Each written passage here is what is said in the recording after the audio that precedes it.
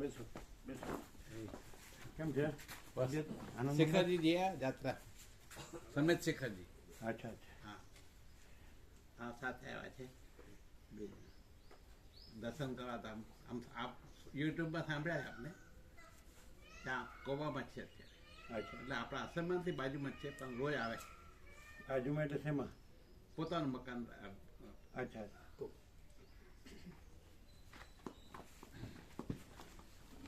આવો ને.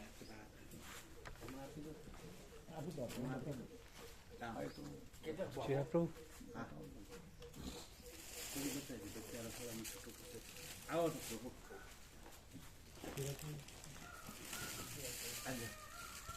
બેન કઈ નહીં.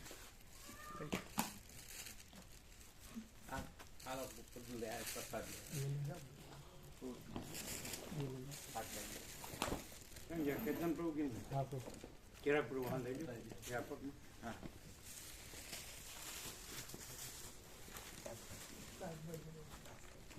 ફ્રૂટ છે. પપૈયું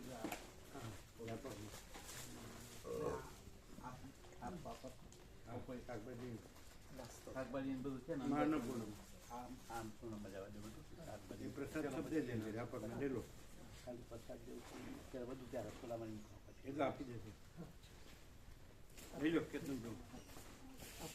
સબ્જી ખોલ દો ને, પ્લાસ્ટિક में से निकलता.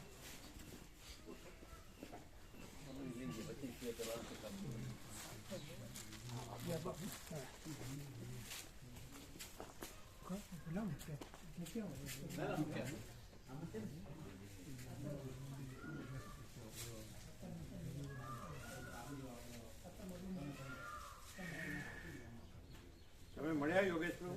હા મળ્યા. સૌથી પહેલા મળ્યા. કેટલા વાગે આવ્યા? સવારે અમે તો 7:05 આવી ગયા હતા. ના ના, યોગેશ પ્રભુ મળ્યા? યોગેશ પ્રભુ મળ્યા? હા મળ્યા. સૌથી પહેલા એ જ મળ્યા.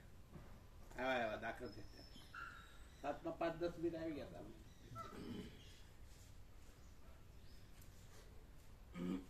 બેસો બેસો.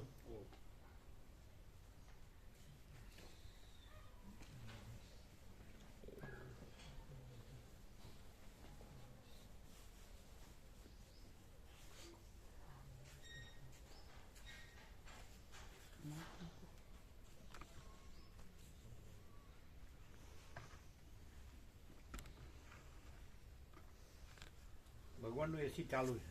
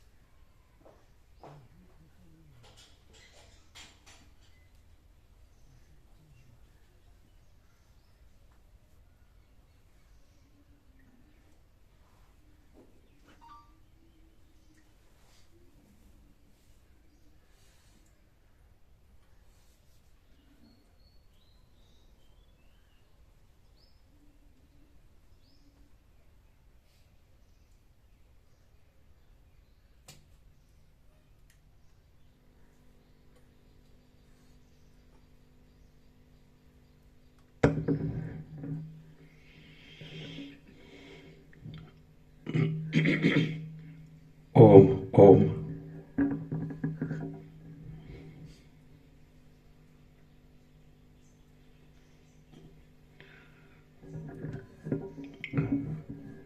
ઓમ ઓમ.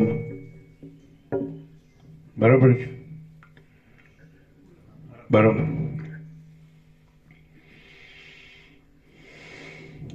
પરમ ચિદાકાશ, પરમ જ્યોતિ, અખંડ જ્યોતિ, મહાચિદાકાશ, સ્વયં પ્રકાશ, સંપૂર્ણ પ્રકાશ, પૂર્ણ બ્રહ્મ, અનંત તેજગન, અનંત ચિદગન, પરમાકાશ, કેવલ અનંત શુદ્ધ તેજગન, परमाकाश, अखिलात्मा, पूर्ण ब्रह्म, परमात्मा, परम चिदाकाश, परम ज्योति, अखंड ज्योति, अनंत, पूर्ण, परम चिदाकाश, परम शांति, स्वयं सिद्ध, स्वयं प्रकाश, स्वयं पूर्ण, स्वस्वरूप, यही सब कुछ है, इसके सिवा कुछ नहीं है। शून्यभास, अनंत कोटि, महाकल्पो है ही नहीं। महाचिदाकाश, स्वयं प्रकाश, संपूर्ण प्रकाश, महाचिदाकाश ज्योति, अनंत, अखंड, अभेद, महाचिदाकाश ज्योति, महातत्व, महासामान्य, महाचिदाकाश, स्वसंवेद्य, सहज निर्विकल्प, महाचिदाकाश, परम कैवल्य, परम शांति, परम चिदाकाश, अनंत, पूर्ण, निरपेक्ष, सत्य, अनंत, संपूर्ण, अपरिघी, निर्भ्रांत, निरपेक्ष। वशिष्ठ राम उत्पत्ति प्रकरण राउंड 41वां राउंड।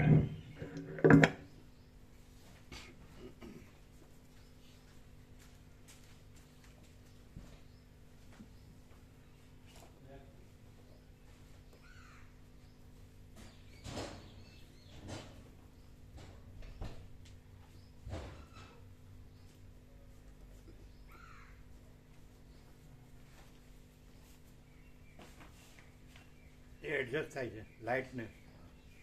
હવે આવી જાઓ, થઈ ગયું સેટ. એને વાંચવા ઠીક પડે ને.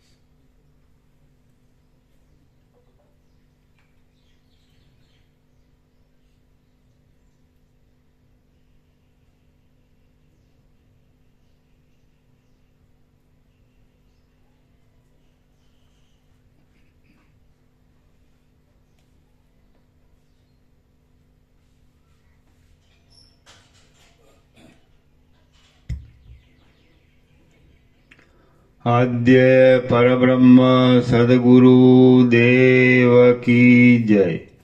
ओम श्री परमात्मने नमः। सद्ग्रंथों शिरोमणि श्री योग वासिष्ठ महारामायण उत्पत्ति प्रकरण सर्ग 35 पेज नंबर 203 सर्ग 35 युद्धનું વર્ણન। આ 35મા સર્ગમાં સંગ્રામને સમુદ્રનું, પર્વતનું અને પ્રલયકાળનું રૂપ આપીને વર્ણન કરવામાં આવશે। વશિષ્ઠ બોલ્યા, પછી જેમાં ઘોડાઓરૂપી તરંગો ઉછળવા લાગ્યા હતા એવો એ યુદ્ધરૂપી સમુદ્ર જાણે ઉન્મત્ત થયો હોય અને બહુ જ નાચતો હોય એવો દેખાવા લાગ્યો। એ સમુદ્રમાં ધોળા બાણોરૂપી નાના માછલા છત્રોરૂપી ફીણમાં વિશ્રામ લેતા હતા અને એમાં સર્વ ભાગોમાં ઘોડાઓના સૈન્યરૂપી પ્રબળ કલ્લોલ ઉછળી રહ્યા હતા। અનેક આયુધોરૂપી નદીએ ખેંચી આણેલા સૈન્યરૂપી વૃક્ષો ત્યાં ભ્રમણ કરતા હતા અને મદોન્મત હાથીરૂપ મોટા પર્વતો અંદરના ભાગમાં ચલાયમાન થતા હતા. ચળકતા ચક્રોરૂપી ચકરીઓમાં યોદ્ધાઓના મસ્તકોરૂપી ખડ ઘુમરીઓ ખાતા હતા અને ધૂળરૂપી વાદળાઓ ખડગોની કાંતિરૂપી જળને પીતા હતા. મકરવ્યૂહરૂપી મગરના ઝપાટાથી પ્રબળ યોદ્ધાઓરૂપી વાહનો ભાગી જતા હતા અને પર્વતોની ઘન ગુફાઓમાં થતા ભારે ગડગડાટના મોટા પડઘા ઉઠી રહ્યા હતા. મરેલા માણસોરૂપી માછલાઓના ઉદરોમાંથી બાણોના ટુકડાઓરૂપી નાના તરંગો શસ્ત્રોરૂપી મોટા તરંગોથી છેદાઈ જતા હતા. શસ્ત્રોરૂપી જળમાં રુધિરના કાળા કુંડાળારૂપી નારી ચકરીઓ દેખાતી હતી અને યોદ્ધાઓરૂપી તીમી અને તિમિંગીલો કૌંસમાં મોટા મગરની જાતો મોટા આડંબરથી ફરતા હતા.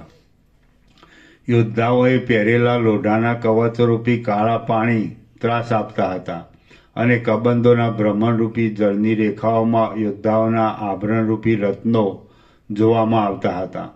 બાણોની વૃષ્ટિરૂપી ટપકતા ઝાકળથી દિશાઓમાં અંધકાર વ્યાપી રહ્યો હતો અને ત્યાં સઘળા શબ્દોને ઢાંકી દેનારો પ્રબળ ઘોંઘાટ જામી રહ્યો હતો. ત્યાં આકાશમાં માથાઓના ટુકડાઓરૂપી છાંટાઓ ઉડતા હતા અને ઉડી ઉડીને વળી પાછા પડતા હતા. ત્યાં ચક્રવ્યૂહોરૂપી ચકરીઓમાં યોદ્ધાઓરૂપી કાષ્ઠો ઘૂમરી ફરતા હતા. ભયંકર શબ્દવાળા ધનુષ્યરૂપી પાણીના વેગથી ત્યાં યોદ્ધાઓના અંગોરૂપી સર્પોના શરીરો તૂટી જતા હતા અને ઉડી ઉડીને વળી યોદ્ધાઓરૂપી મોટા કલ્લોલો જાણે નિશંક રીતે છેક પાતાળમાંથી ઉછળતા હોય એવા લાગતા હતા.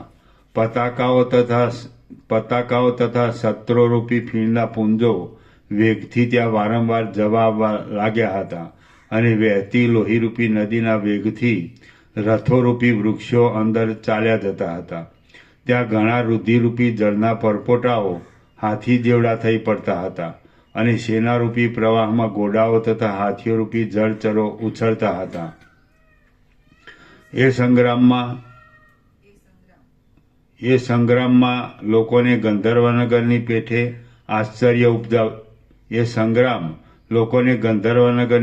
આશ્ચર્ય ઉપજાવતો હતો. એ યોદ્ધાઓના પગના ધબાકાને લીધે ત્યાં પ્રલયકાળના જેવો ભૂકંપ થતો હતો અને તેથી એ સંગ્રામરૂપી પહાડ કંપી ઉઠતો હતો. એ પહાડમાં માથાઓરૂપી પક્ષીઓ ઉડતા હતા. હાથીઓની ગટારૂપી શિખરો પડી જતા હતા અને ત્યાં ભીરુરૂપી મૃગો ત્રાસને લીધે ગુરગુર શબ્દ કરતા હતા. ત્યાં ઉડતા બાણોરૂપી તીડોથી યોદ્ધાઓરૂપી વૃક્ષો જર્જરિત થઈ જતા હતા. ઘોડાઓરૂપી શસ્ત્રો ઉછળ્યા કરતા હતા અને પથરાયેલા બાણોરૂપી વનની પૃથ્વી ભારથી નમી જતી હતી. માખીઓરૂપી ભમરાઓ ત્યાં ગુંજરાઓ કરતા હતા અને તુરીઓરૂપી મોટી ગુફાઓમાંથી ભારે શબ્દો નીકળ્યા કરતા હતા. ત્યાં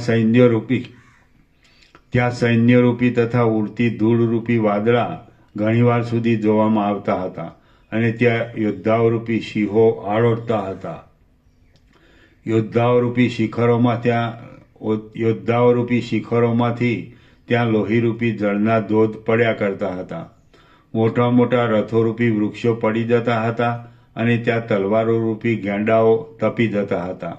ત્યાં લોકોના પગલારૂપી પુષ્પો ખીલી રહ્યા હતા.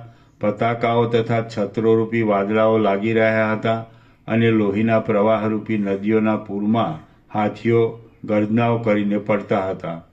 જગતનો ગ્રાસ કરવામાં તત્પર થયેલા એ યુદ્ધરૂપી પ્રલયકાળમાં ધજાઓ, છત્રો, પતાકાઓ તથા રથોરૂપી નગરોની ભારે ઉથલપાથલ થતી હતી.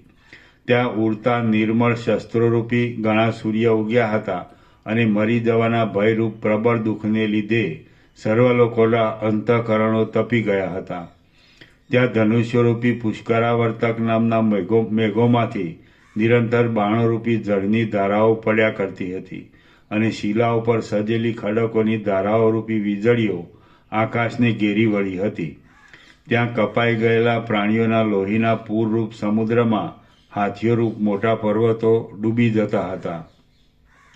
અને આકાશમાં ફેલાયેલા રુધિરના કણોરૂપી તારાઓ ત્યાંથી પડીને પૃથ્વી ઉપર પડતા હતા. ચક્રોની પરંપરારૂપી વાદળાઓના ભ્રમણથી આકાશના સર્વે અવયવો પૂરાઈ ગયા હતા અને સૈન્યના ભાગોરૂપી ભુવનો અસ્ત્રોરૂપ કલ્પના અંતના અગ્નિથી બળી જતા હતા. શસ્ત્રોરૂપી વરસાદના ચમકારરૂપી વીજળીથી પૃથ્વી અને પર્વતો ઢંકાઈ જતા હતા અને મોટા હાથીઓરૂપ પર્વતો પડવાથી લોકો છુંદાઈ જતા હતા. બાણોની ધારાઓરૂપ ગાઢા વાદળાઓના સમૂહોથી પૃથ્વી અને આકાશ જાણે એક થઈ ગયા હોય એવા લાગતા હતા અને મોટા સૈન્યરૂપી સમુદ્રોના સામસામા પ્રબળ વેગ વધવાથી લોકોમાં નાસભાગ થઈ રહી હતી. પ્રબળ પવનોની ચકરીઓરૂપ ઝરણા સર્પો જોવામાં આવતા હતા અને એકબીજાને કાપી નાખવામાં સજ્જ થયેલા શસ્ત્રોરૂપી ઉત્પાતો ઉઠ્યા હતા. પરસ્પરના વેગથી કપાઈ જવાને લીધે શબ્દો કરતા, પ્રદીપ્ત અને દશે દિશાઓમાં ભ્રમણ કરતા ત્રિશૂળ, તલવાર, ચક્ર, બાણ, સાંગ, ગદા, ભૂસુંડી અને પ્રાસ આદિ સેંકડો શસ્ત્રો દશે દિશાઓમાં ગુમાગુમ કરતા હતા તથા એકબીજા સાથે ભટકાઈને અને કપાઈને કડાકા કરતા હતા. ત્યાં એ અગ્નિ જેવા તીક્ષ્ણ શસ્ત્રો પ્રલયકાળના પવનથી ઉડતા વૃક્ષો આદિ પદાર્થો જેવા લાગતા હતા. શ્રી યોગ વાસિષ્ઠ મહારામાયણમાં ઉત્પત્તિ પ્રકરણનો લીલાના આખ્યાન સંબંધી યુદ્ધનું વર્ણન નામનો સર્ગ 35મો સમાપ્ત. સર્ગ 36મો દ્વંદ્વ યુદ્ધનું વર્ણન તથા સહાયક રાજાઓ અને દેશોના નામ. આ 36મા સર્ગમાં દ્વંદ્વ યુદ્ધનું વર્ણન કરવામાં આવશે અને બંને રાજાઓની સેનામાં સહાયતા દેવા સારું જે દેશના રાજાઓ આવ્યા હતા તે દેશના નામો આપવામાં આવશે. વશિષ્ઠ બોલ્યા, એ પ્રમાણે સંગ્રામ ચાલ્યો ત્યારે પૃથ્વી ઉપર પડેલા બાણોના સમૂહો પર્વતોના શિખરો જેવા ઊંચા થઈ ગયા અને હારી ગયેલા સર્વે બીકણ લોકો દશે દિશામાં નાસવા લાગ્યા. ત્યાં હાથીઓના શબોરૂપી પર્વતો પર વાદળાઓની પંક્તિઓ બેસવા લાગી અને યક્ષો, રાક્ષસો તથા પિશાચો રુધિરના સમુદ્રમાં ક્રીડા કરવા લાગ્યા. ત્યારે ધર્મનિષ્ઠ, શીલવાન, સત્વશાળી, શુદ્ધ કુળના કમળરૂપ અને પાછી પાની ન કરનારા મોટા મોટા વીર પુરુષો મેઘની જેમ ગર્જનાઓ કરતા હતા અને એકબીજાને ગળી જવા તૈયાર થયા હોય તેમ તેઓ દ્વંદ્વ યુદ્ધ કરવા લાગ્યા. જેમ બે નદીઓના પૂર સામસામા મળે તેમ તે વીર લોકો ત્યાં સામસામા મળ્યા. જેમ પાંજરાની સાથે પાંજરું મળે અને વનવાળો પર્વત વનવાળા પર્વતની સાથે મળે તેમ ત્યાં હાથીઓનો સમૂહ બળપૂર્વક હાથીઓના સમૂહની સાથે ભેટ્યો. જેમ ઘોષ કરતા તરંગોના સમૂહની સાથે સામા તરંગોનો સમૂહ ભેટે તેમ હણીનાટી કરતા ઘોડાઓના સમૂહની સાથે સામા ઘોડાઓનો સમૂહ ભેટ્યો.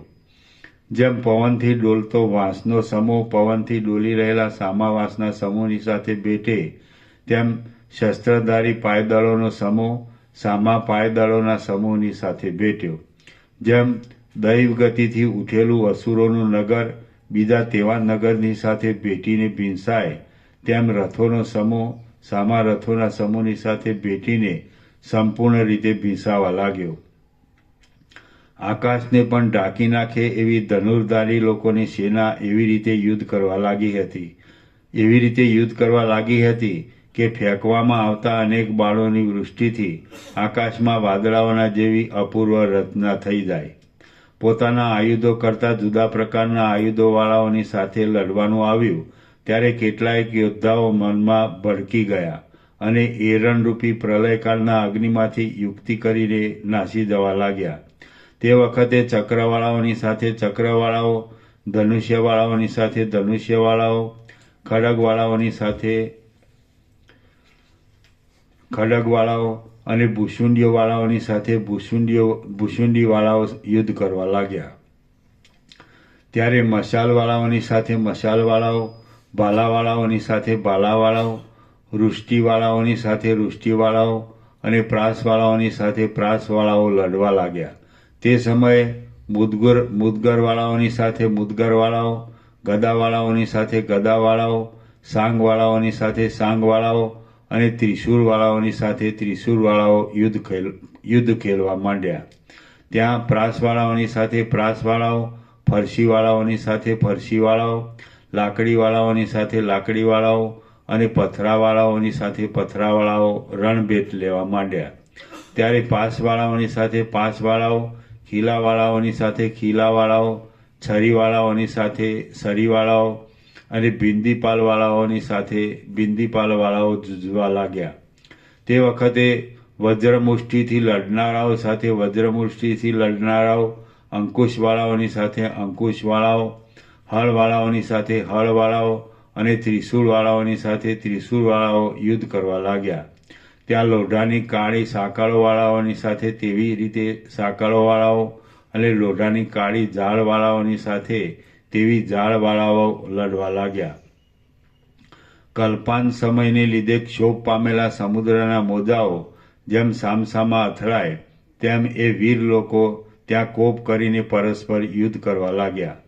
ફર્યા કરતા ચક્રોરૂપી ચકરીઓવાળું બાણોરૂપી ઘેરા પવનવાળું, ફર્યા કરતા ચક્રોરૂપી ચકરીઓવાળું બાણોરૂપી ઘેરા પવનવાળું અને શસ્ત્રોરૂપી ભ્રમણા કરતા મગરોવાળું આકાશ જાણે પ્રલયકાળના સમુદ્રની પેઠે તે સમયે શોભી રહ્યું હતું.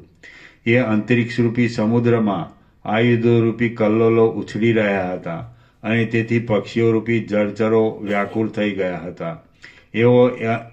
એવો એ અંતરિક્ષરૂપી સમુદ્ર દેવતાઓને પણ દુસ્તર થઈ પડ્યો હતો.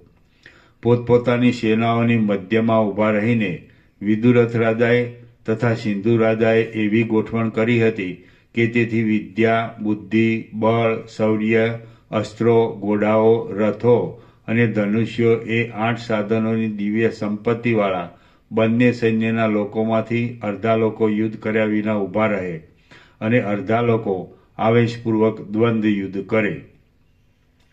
લીલાના પતિ પદ્મરાજના અવતારરૂપ વિદુરથ રાજાના પક્ષમાં તેના તાબાના મધ્યદેશ આદિ દેશોમાંથી જે દેશના રાજાઓ મદદ માટે આવ્યા હતા તે જણાવવા માટે અને તે દેશો કઈ દિશાઓમાં છે તે જણાવવા માટે હું દિશાઓના અને દેશોના નામ કહું છું તે તમે સાંભળો.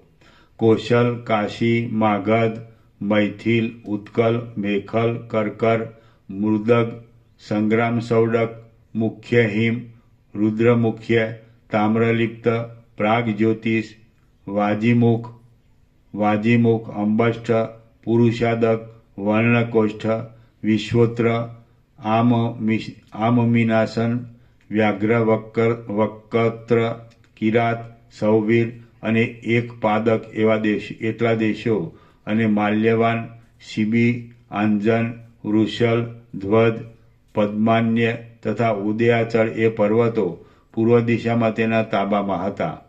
ચેદી, વત્સ, દાશાર્ણ, અંગ, વંગ, ઉપવંગ, કલંક, પુંડ્ર, જઠર, વિદર્ભ, મેખલ, સબરાનન, વર્ણ, કર્ણાત્રી, પૂરપૂરક, કંટક સ્થળ, દીપક કોમળ, કર્ણાદ્ર, ચૌલિક, ચારમણવત, કાકક, હેમકુડ્ય, સમશ્રુધર, બલિગ્રીવ, મહાગ્રીવ, કિષ્કિંધ અને નલિકેર એટલા દેશો અને વિંધ્યાચળ આદિ પર્વતો અગ્નિખૂણામાં તેના તાબામાં હતા.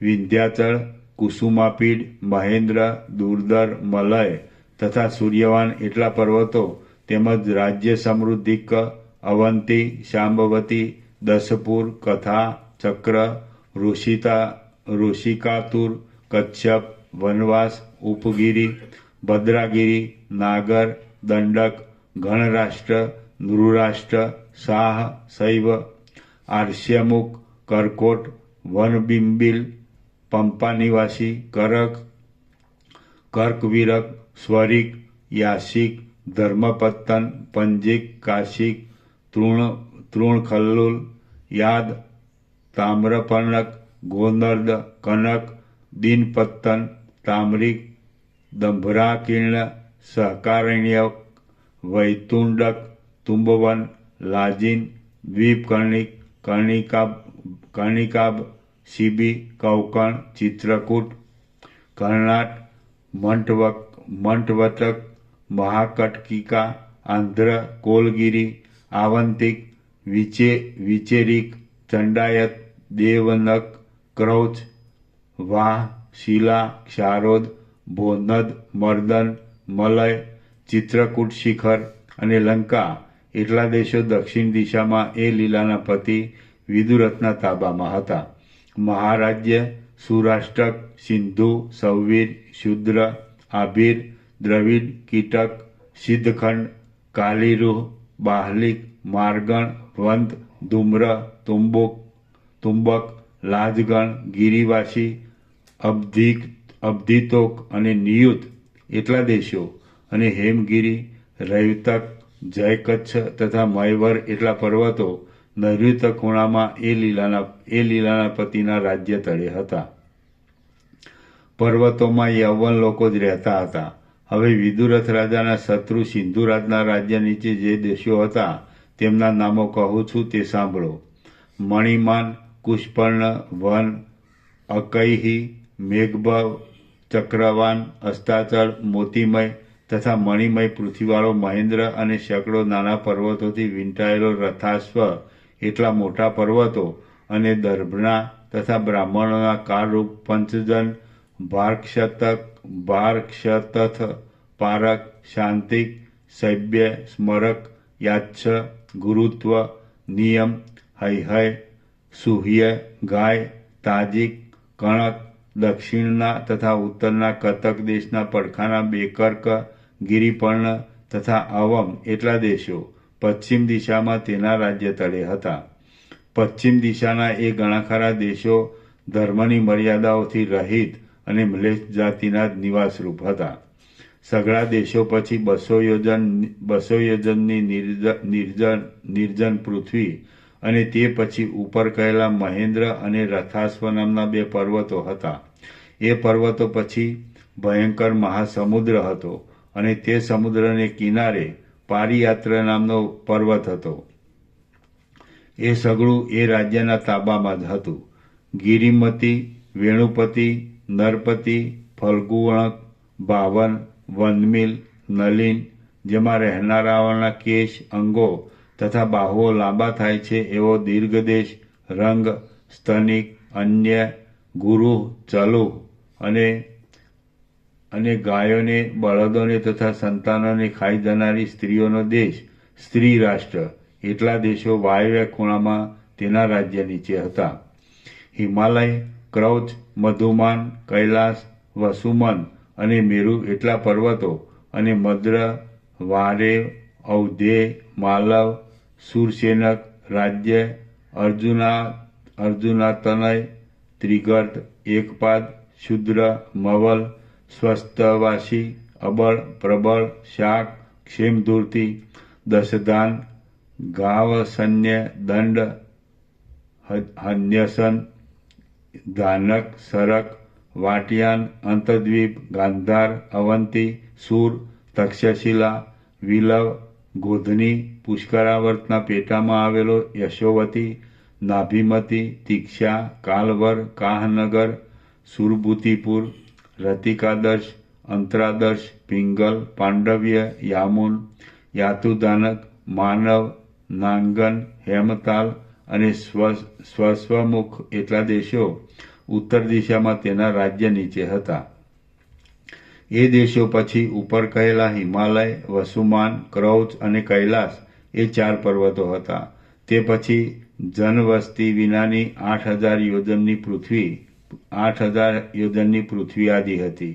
કાલુત, બ્રહ્મપુત્ર, કુણિદ, ખદિન, માલવ, રંધ્ર રાજ્ય, વન રાષ્ટ્ર, કેડવસ્વ, સિંહપુત્ર, વામન,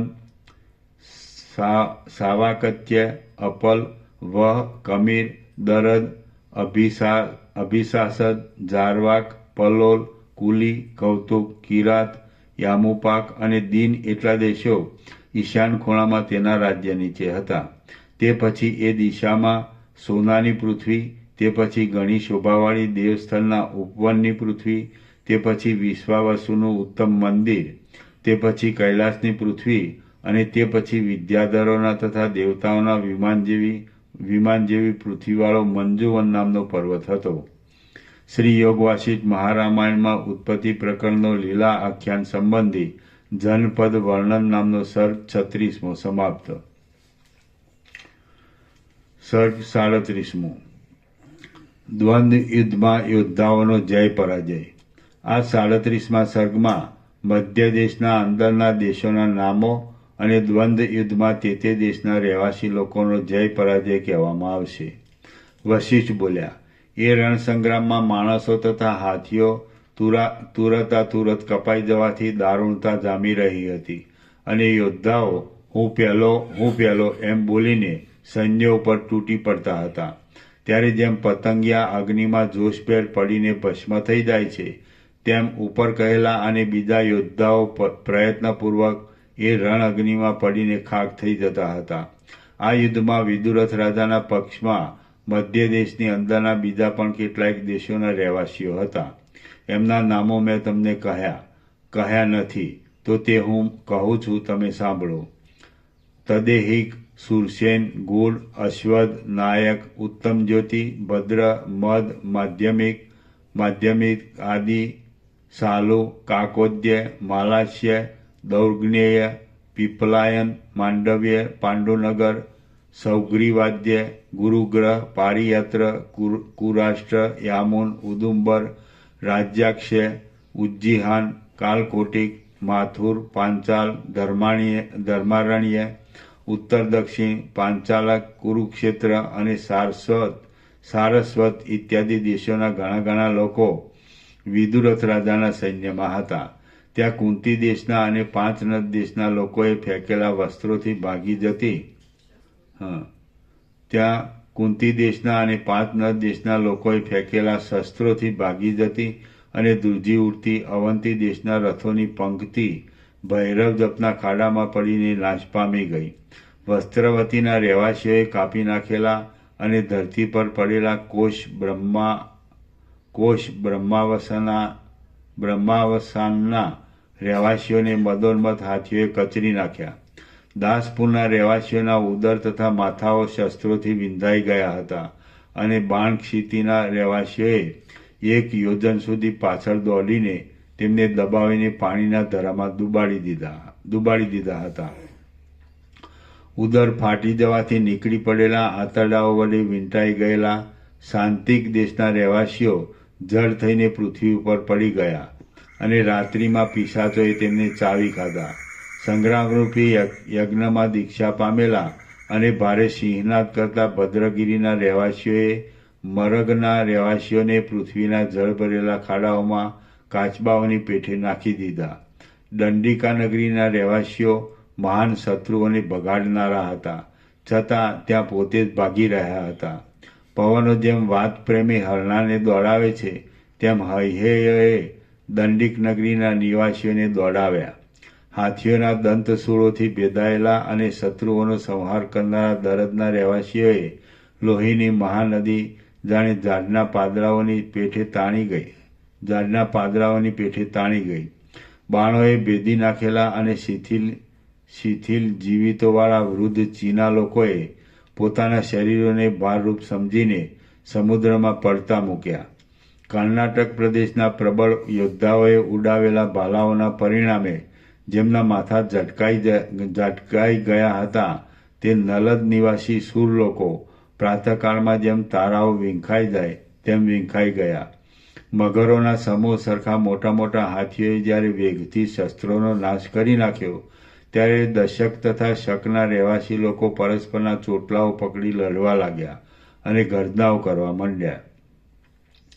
જેમ નેતરના મૂળમાં રહેનારા માછલા કાદવમાં ખૂંપી જાય, તેમ પાસના રહેવાસી લોકોએ નાખેલી સાંકળોરૂપી જાળોથી ભય પામેલા દશાના રહેવાસી લોકો લોહીના કાદવમાં ખૂંપી ગયા.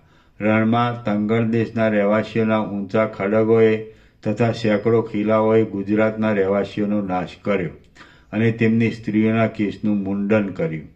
શસ્ત્રો ઊંચા કરીને ઊભા રહેલા લોકોના સૈન્યમાંથી બહાર નીકળેલા અને વીર લોકોના શસ્ત્રોની કાંતિઓરૂપ વીજળીઓથી મેઘ જેવા લાગતા તે નિગળ દેશના રહેવાસીઓએ જાણે વનો ઉપર ધારા કરતા મેઘોની જેમ ગુહ દેશના રહેવાસીઓ પર બાણ ધારા કરી.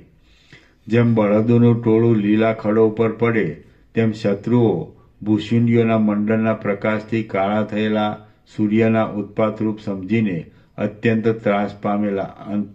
ત્રાસ પામેલા આભીર દેશના રહેવાસીઓ ઉપર તૂટી પડ્યા. સુંદર સુવર્ણની પેઠે શોભતી તામ્ર નામના યવનોની લડતી સેનાને ગૌડ દેશના યોદ્ધાઓએ નખો મારીને અને કેશો ખેંચીને તોડી નાખી. ભાષક દેશના રહેવાસીઓએ તંગર દેશના રહેવાસીઓની યુદ્ધમાં પર્વતોને પણ તોડી નાખનાર તથા શબ્દ કરતા અસંખ્ય ચક્રો મૂકીને કાપી નાખ્યા અને તેમના ટુકડાઓને કંક પક્ષીઓના તથા ગરંજ પક્ષીઓના ટોળાઓમાં વેરી દીધા. ગૌડ લોકો લાકડીઓ ઉછાળી રહ્યા હતા અને તેથી ત્યાં ગુડ ગુડ શબ્દ થઈ રહ્યો હતો. એ સાંભળીને ગાયોની પેઠે રાંક થયેલા ગાંધાર દેશના રહેવાસીઓ પણ દ્રવિડના રહેવાસીઓની પેઠે ભાગી ગયા. પર્વતોમાંથી નીચે ઉતરતા, આકાશમાં ચાલતા, સમુદ્રની પેઠે શોભતા અને કાળા કપડાં પહેરવાવાળા શક લોકોના સમૂહો ધવલ વસ્ત્રવાળા પારસીઓને રાત્રિના અંધકારની ભ્રાંતિ ઉત્પન્ન કરી. એ ઈરાની લોકોરૂપી હિમાલયના શિખરો ઉપર શક તાતારી લોકોના આયુધો પડતા હતા. ત્યારે મંદરાચલના ધમાકાથી જેના ઉજળા દૂધ ઉછળી રહ્યા હતા એવા ક્ષીર સમુદ્રમાં તે જાણે મંદરાચલના વનો હોય તેમ શોભી રહ્યા હતા. ધરતી પર ઉભેલા લોકો શસ્ત્રોના જે સમૂહને આકાશમાં ઉછળતા મેઘ જેવા દેખતા હતા તે શસ્ત્રોના સમૂહને સ્વર્ગમાં ઉભેલા લોકો સમુદ્રમાં ઉછળતા મોટા તરંગ જેવા દેખાતા હતા. એ સમયમાં આકાશરૂપી વન ધોળા છત્રોથી જાણે હજારો ચંદ્રવાળું થયું હોય, બાણોના સમૂહોથી જાણે તીડોથી વ્યાપ્ત થયું હોય અને સાંગોથી જાણે આકાશ વગરનું થયું હોય એવું જોવામાં આવતું હતું. કૈકેય દેશના અને કંકણ દેશના લોકોએ યુદ્ધના સમયમાં મદિરાપાન કર્યું હતું અને તેમણે ભારે કોલાહલ કરતા શત્રુઓના માથાઓને ઉડાવીને કંક પક્ષીઓને ખવડાવી દીધા હતા.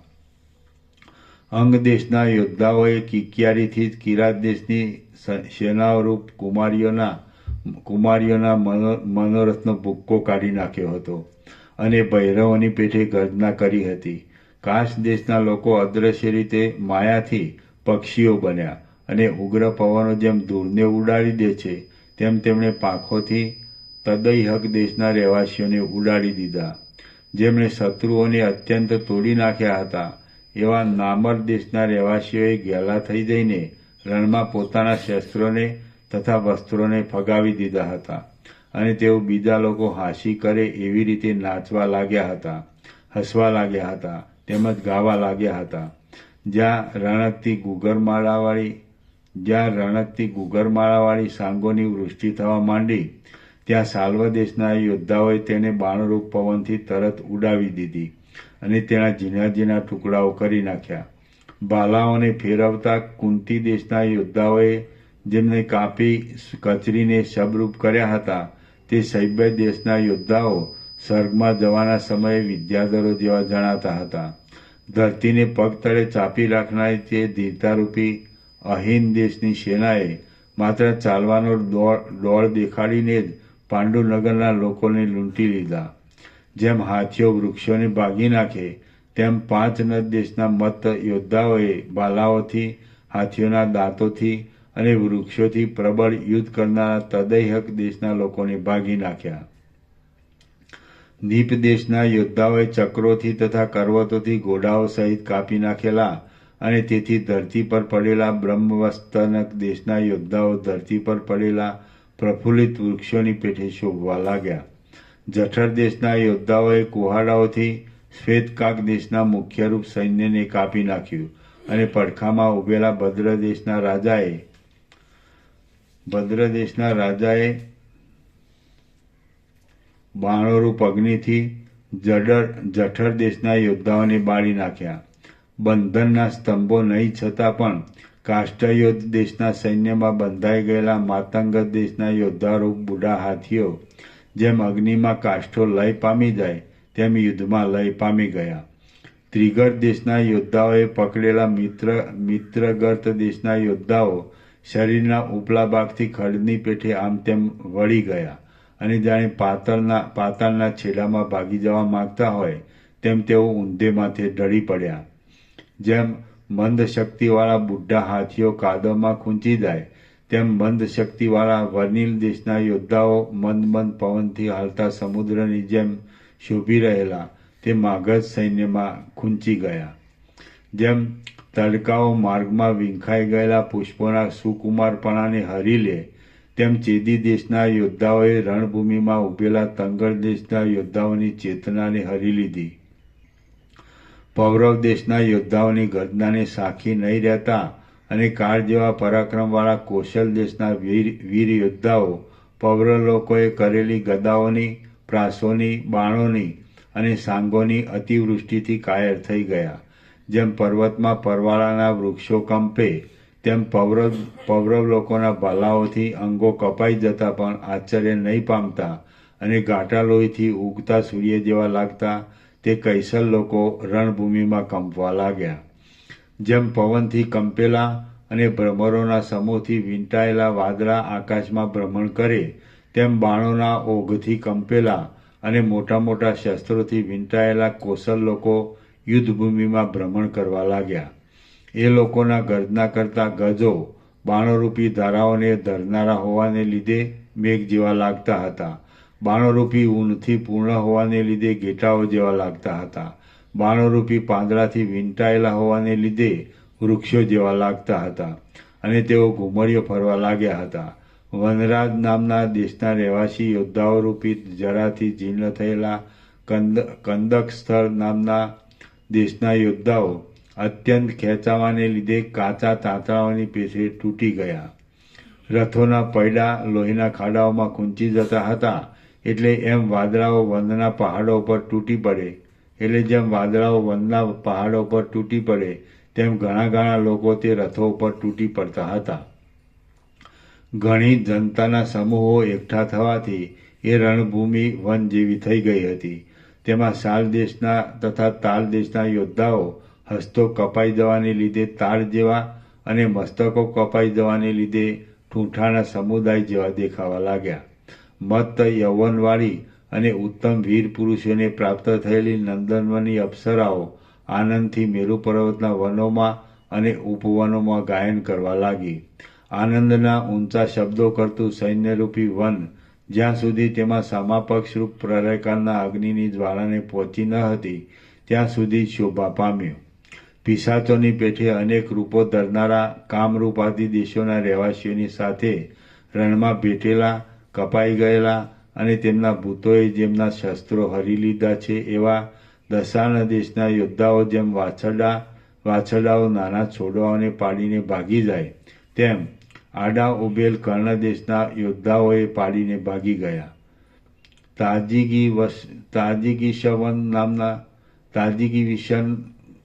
તાજિગીશવન નામના દેશના યોદ્ધાઓના સામર્થ્યથી જેમના ધણીનો નાશ થઈ ગયો હતો એવા કાશી દેશના યોદ્ધાઓ જેમ ગ્રીષ્મ ઋતુના સામર્થ્યથી કમળો કાંતિરહિત થઈ જાય તેમ કાંતિરહિત થઈ ગયા.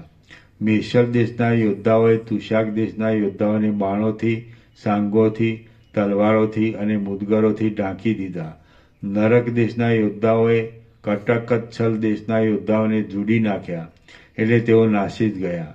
પ્રસ્થવાસ દેશના યોદ્ધાઓએ રણભૂમિમાં ઊભા રહીને કૌત ક્ષેત્ર દેશના યોદ્ધાઓને ઘેરી લીધા એટલે તે યોદ્ધાઓ ખલ પુરુષોએ દબાવેલા ગુણોની પેઠે અત્યંત આસક્ત થઈ ગયા.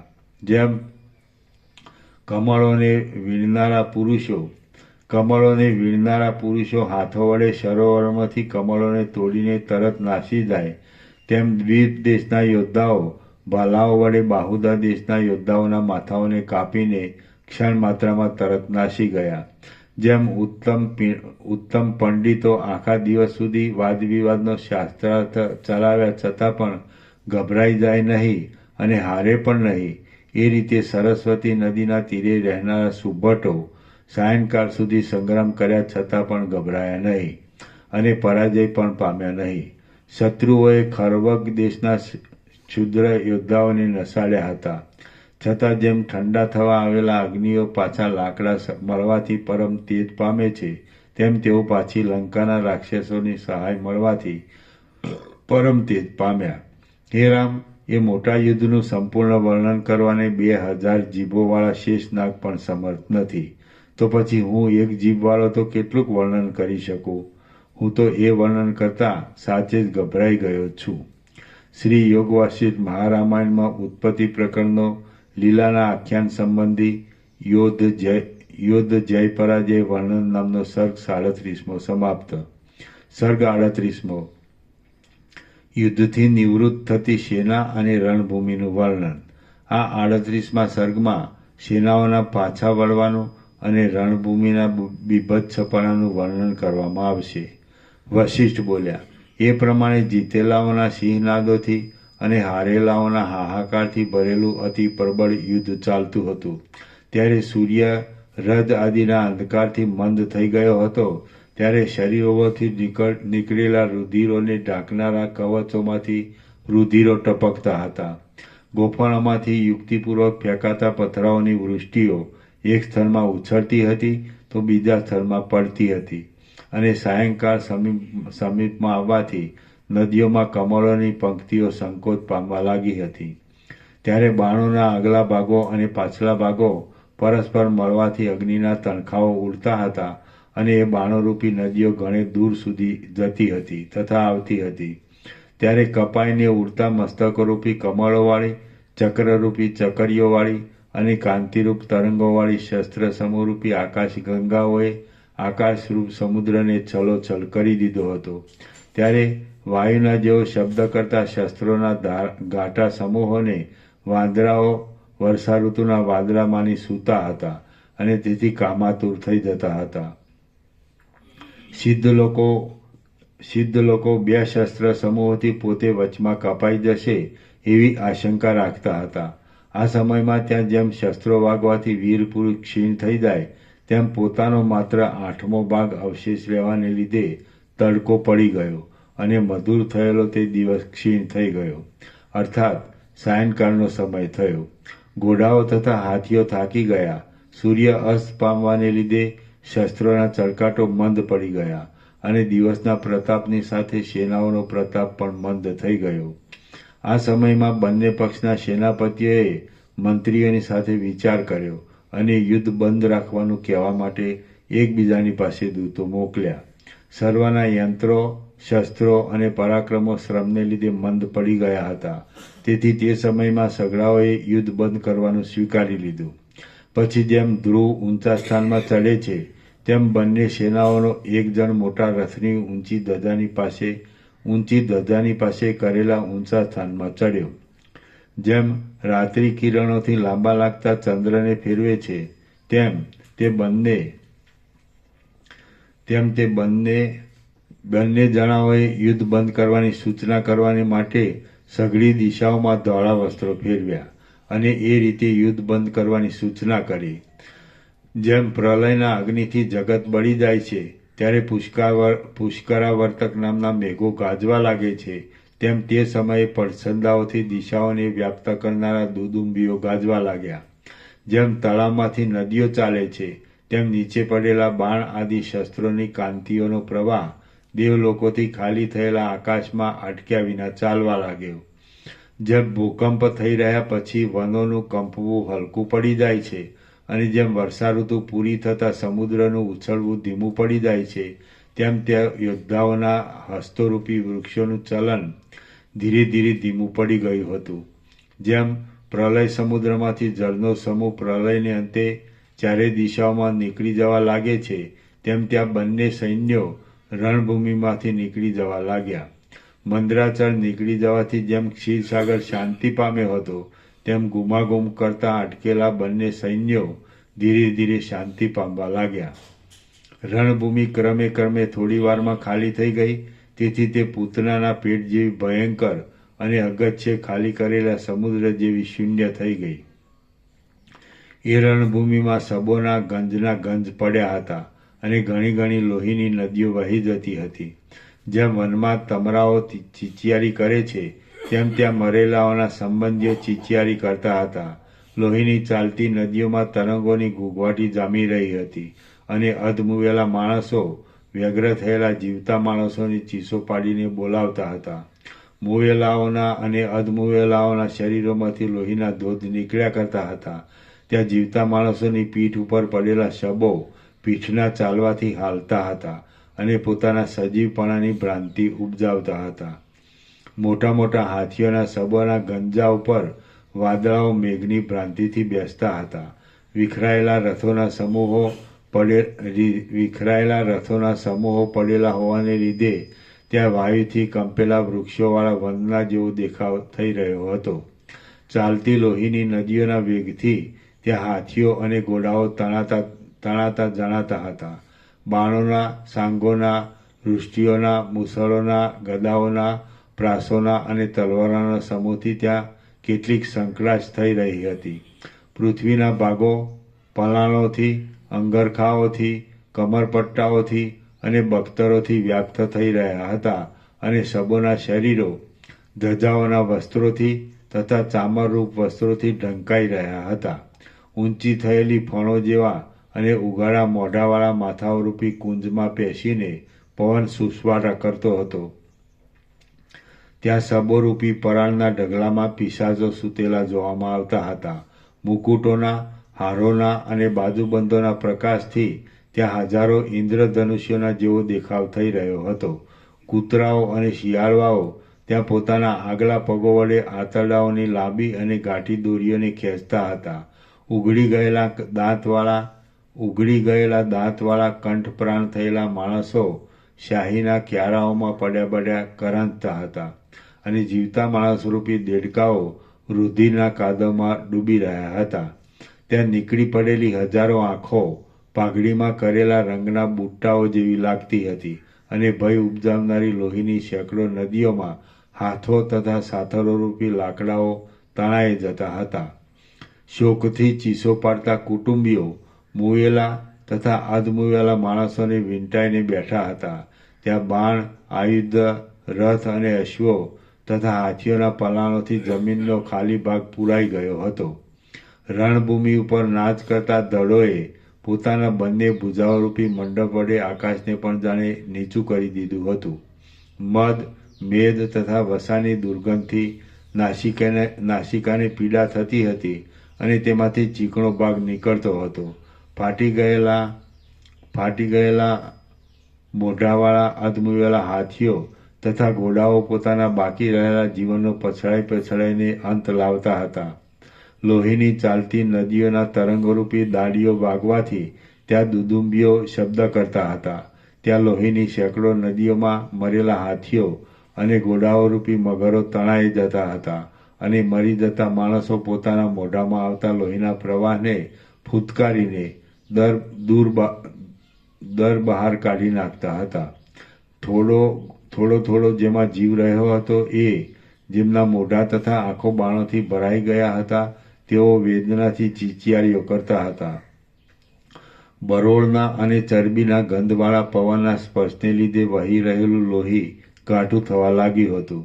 સૂંઢોને ઊંચી કરીને પડેલા મોટા મોટા અધમુઆ હાથીઓ સૂંઢોથી શબો દબાવી દેતા હતા અને સવાર વિનાના હાથીઓ તથા ઘોડાઓ કૂદીને ઊંચા દળોની નીચે પાડી દેતા હતા.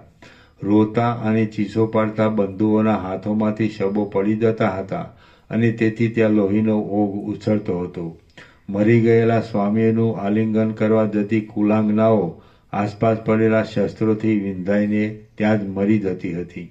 સેનાવાળાઓએ પોતપોતાના ઉતારાઓમાં જઈને ત્યાંથી પોતપોતાના બંધુઓના શબોને ઉપાડી લાવવા માટે ઘણા ઝડપી ખેપિયાઓને મોકલ્યા હતા અને તેઓ શબોને ઉપાડીને આ શબો કહેલા માણસોના છે કે નહીં એમ પરીક્ષા કરતા હતા.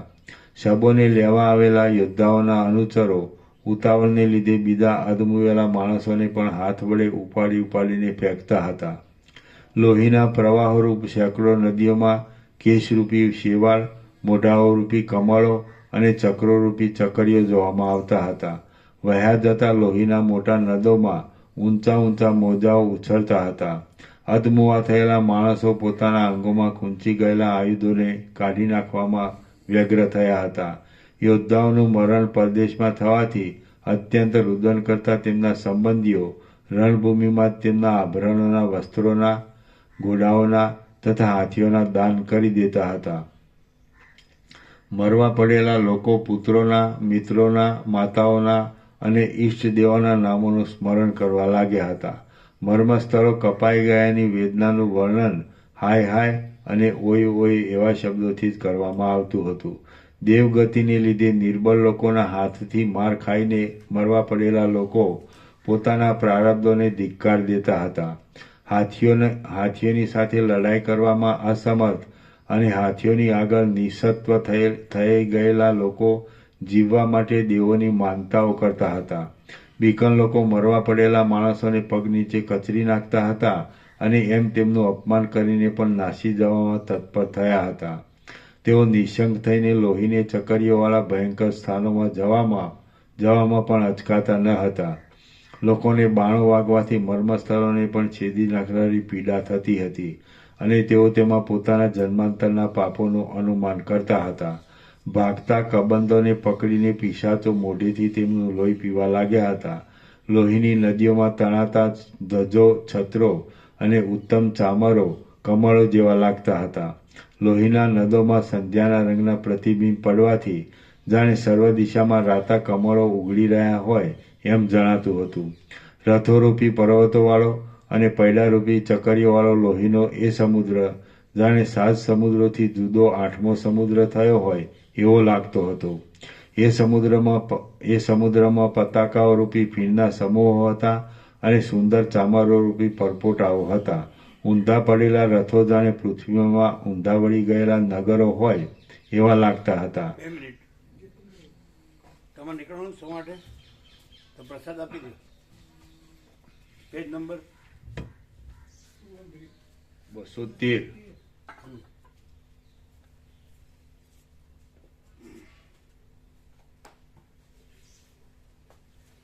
પ્રસાદ આપી દો.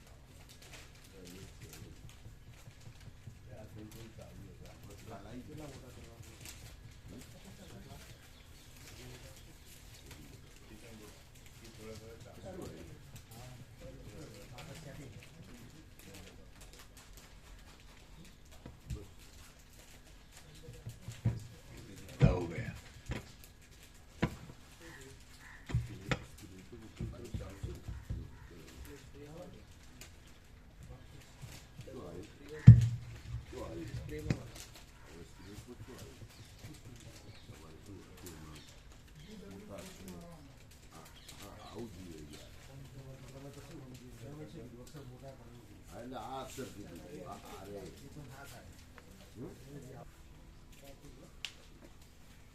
બ્રહ્મ કૃપા હિ કેવલમ આનંદ મંગલ ઓમ ઓમ ઓમ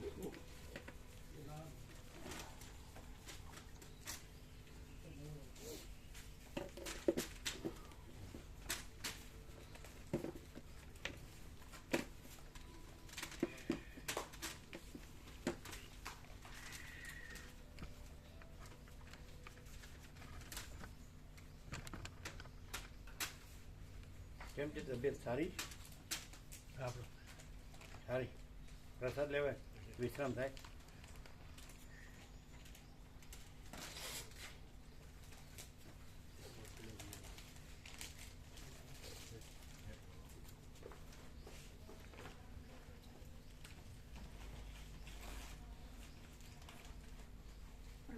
ઓસ્ટ્રેલિયા પાછા જઈએ છીએ ઓસ્ટ્રેલિયા ક્યારે આજે સાંજે.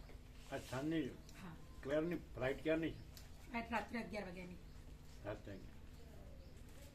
કેવો લાભ મળ્યો ને હા, સરસ લાગ્યું. યોગા સીટ સાથે લઈ જજો હા, લીધું છે.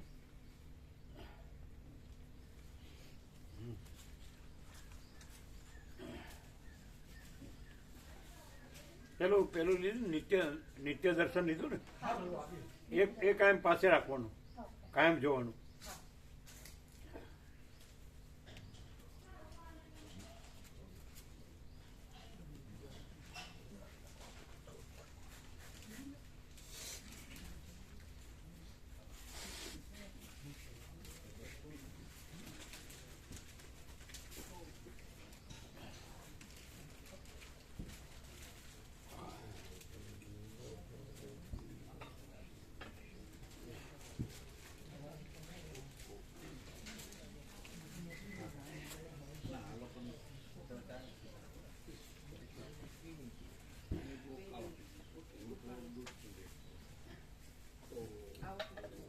છોડો તમે હજી હા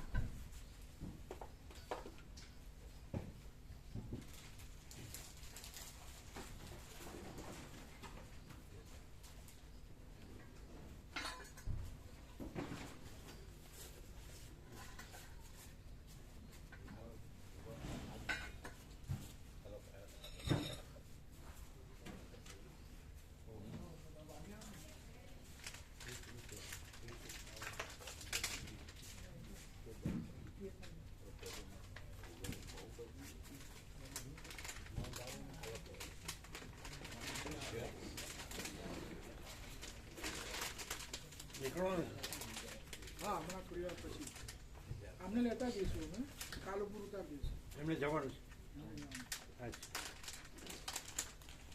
એમને કાળુપુર જવાનું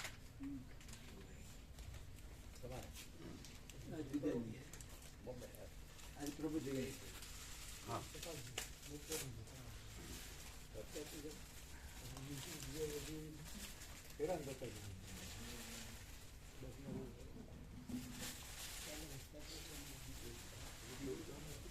હવે નિત્ય દર્શન આપજો આ નવા આવ્યા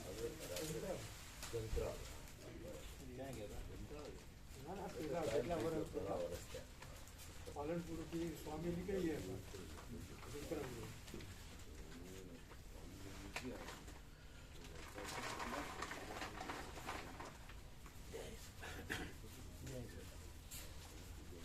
કુશળતા છે કેટલા વાગ્યાની ટ્રેન છે 3 વાગ્યાની છે. એટલે મળી જશે ને હા, બુકિંગ છે. આ લડાઈનું વર્ણન આપણે જોયું ને, અમે જુવાન હતા ને ત્યારે હિટલરના પિક્ચર બહુ જોતા હતા લડાઈના.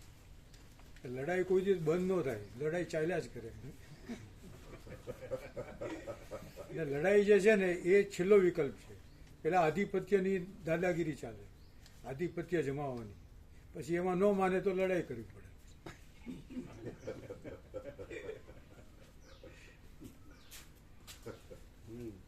ના એવું નથી એમ તો ઋષભદેવના 100 પુત્રો હતા, તો એ બધાએ આધિપત્ય છોડી દીધું. એટલે છોડી દે એ સુખી થઈ જાય. કારણ ભરત અને બાહુબલી છેલ્લે બાકી રહ્યા હતા, તો એ બેમાં યુદ્ધ થયું, પણ ભરતે છોડી દીધું અને છેલ્લે બાહુબલીએ છોડી દીધું. 100 પણ લડાઈ આધિપત્ય માટેની હોય. એટલે જે આધિપત્ય છોડી દે એ પરમ શાંતિ પામે. કેમ આધિપત્યની કોમ્પિટિશનમાં ઉતરે હા. એ પછી કાંઈ નહીં.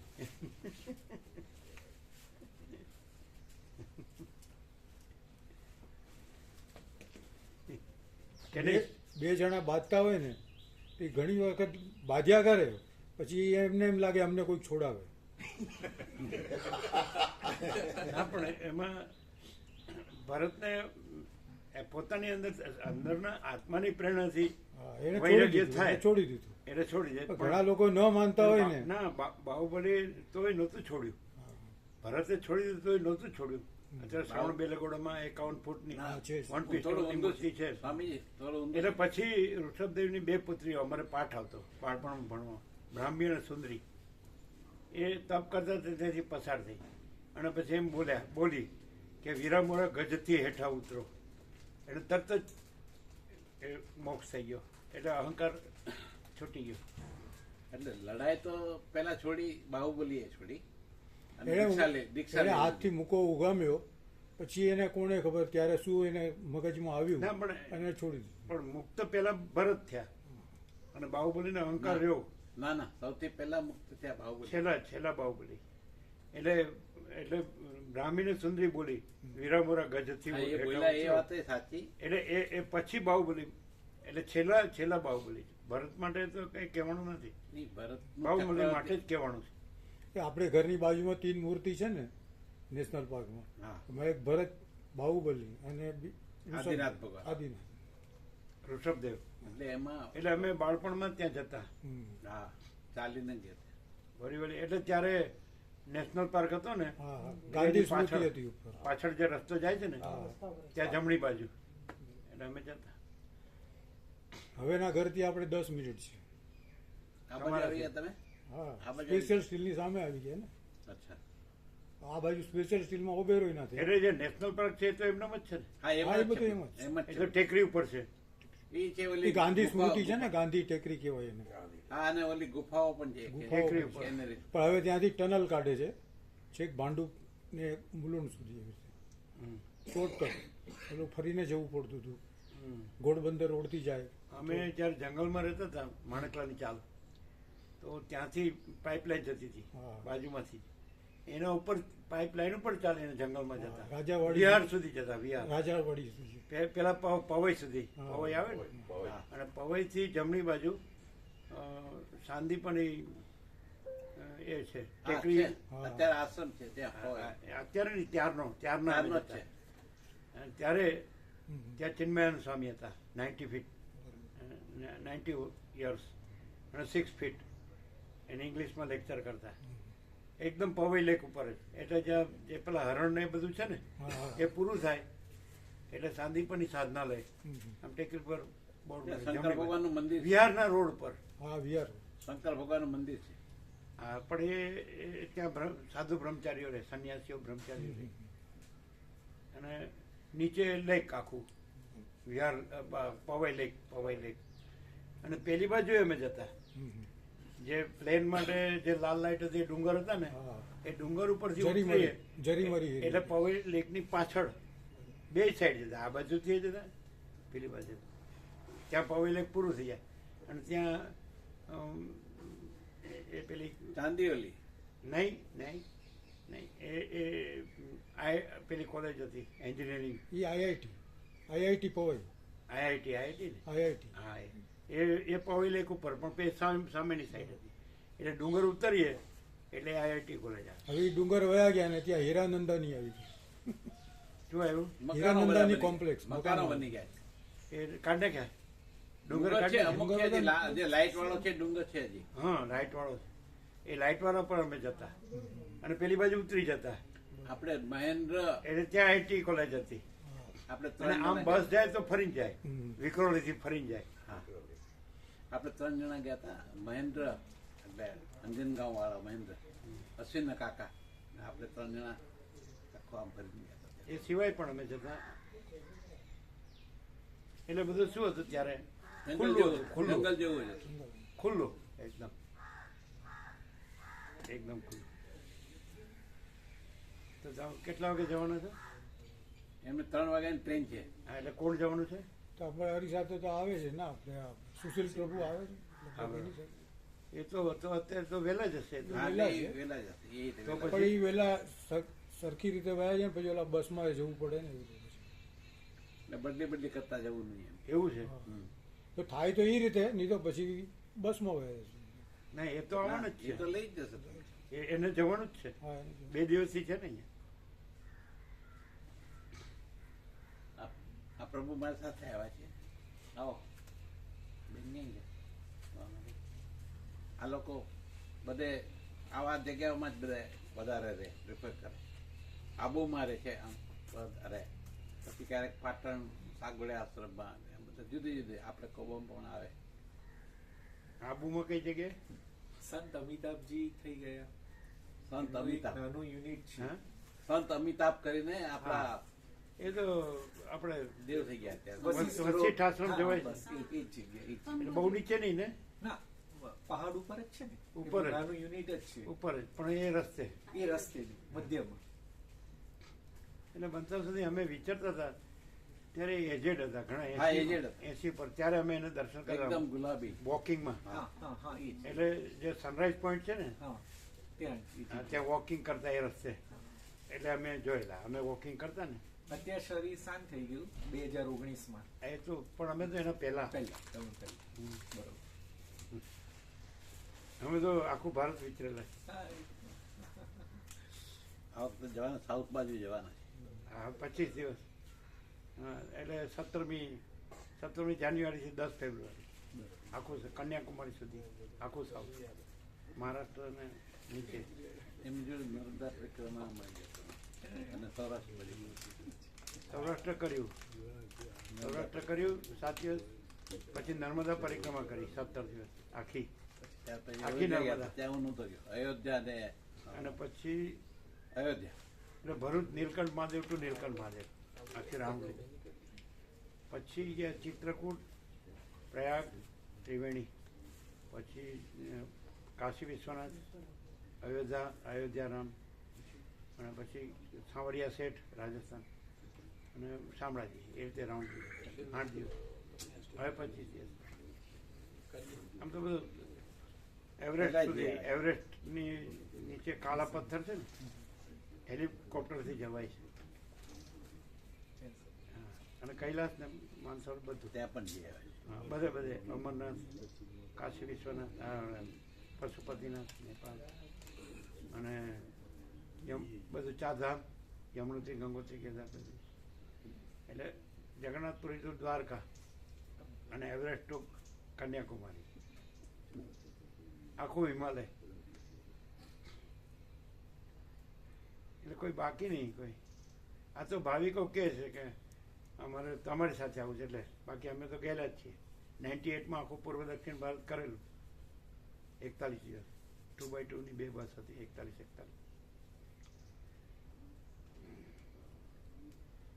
એટલે તત્વબોધ ચાલુ અખંડ.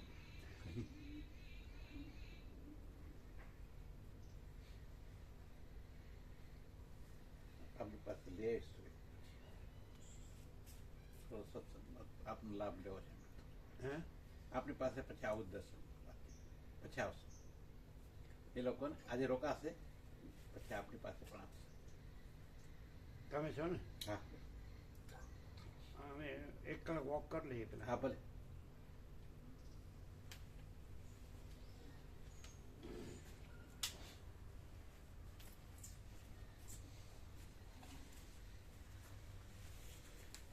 ચાપડી નાસ્તો જેને બાકી હોય એને કરાવો. હા, કર.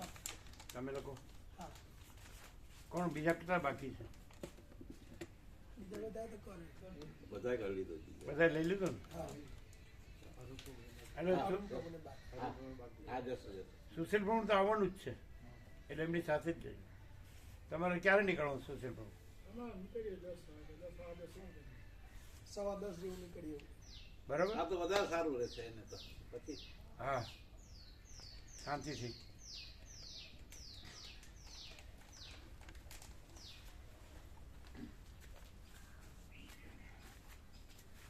એટલે તમે એમના રમકડામાં આવ્યા?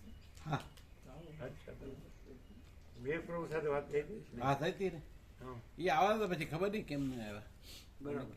મને કેવું સીધો એનો પેલા એ પોતે બધા લઈ 11 જાય. વાગ્યાનો છે ને, એનો ટાઈમ 11 વાગ્યાનો છે, એટલે વહેલા ના આવે. અચ્છા ના પેલા અમારે એ વાત થઈ આમની જોડે નહોતી વાત થઈ ત્યારે અમે સાથે આવવાના હતા પછી મેં કીધું આ લોકોને લઈને એનો જાઉં 11 નો ટાઈમ. નહીં છતાંય તે એવી રીતે કીધું અહીંયા 6 વાગે એટલે 7 વાગે આવી જશું વિવેક પ્રભુ સાથે પછી ચેન્જ થયું એટલે મેં આમની સાથે જવાનું નક્કી કર્યું એમ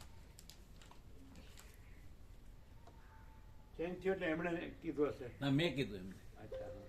આમનો ભાવ છે ને એટલે પછી એક આ એક તમારે આપણે માટે લઈ 7 વાગે આવત, નહીં તો એને 11 વાગે આવત. હા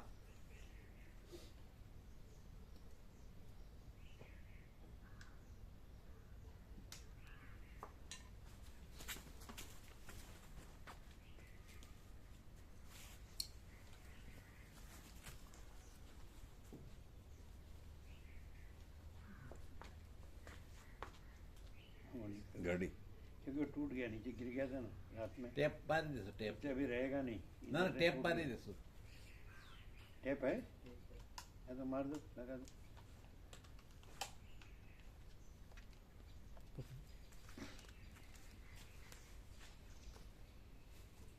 આખી લાંબી બે બાજુથી મારજો ના ના, પાછો પાવર મૂકવા માટે તો એ પછી તો ખુલ્લું ખુલ્લી હે પડે. પછી આવની તો છે ને એક જ સાઈડ પરથી હશે ને તો ખુલ્લી હશે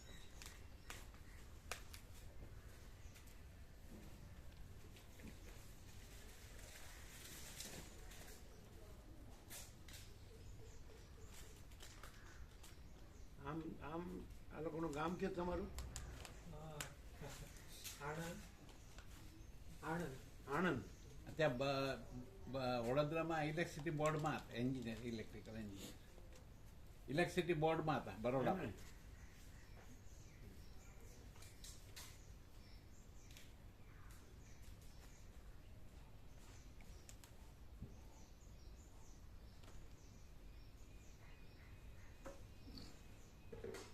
વડોદરાથી આપણે કર્ણાટકના ભાવિક આવતા હતા, અત્યારે 100 વર્ષ થયા એમને.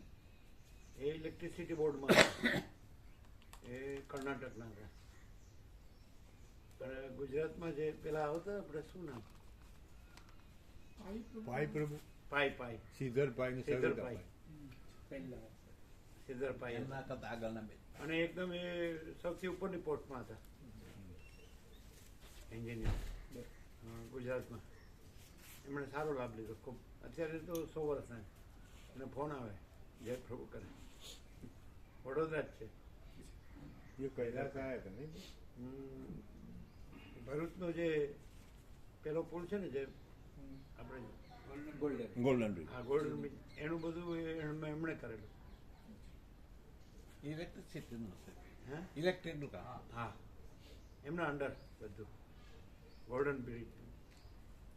અને માલસર પણ રહેતા હતા. એ માલસરમાં આપણે હરિદર્શનમાં હતા ને ત્યારે એ સાથે રહેતા. નર્મદામાં એ ઘણું રહેતા. નીકળે અને ઉત્તર ગુજરાતમાં એ સૌથી ઉપરની પોસ્ટમાં હતા આખું ઇલેક્ટ્રિક બોર્ડમાં.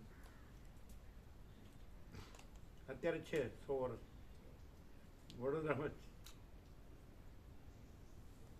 ઓકે, अच्छा जब जब सेल बदलना हो तब तो खोल सकते हैं.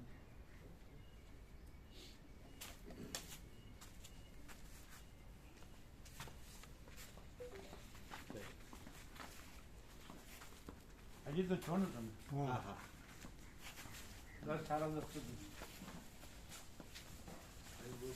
હા લઈ લો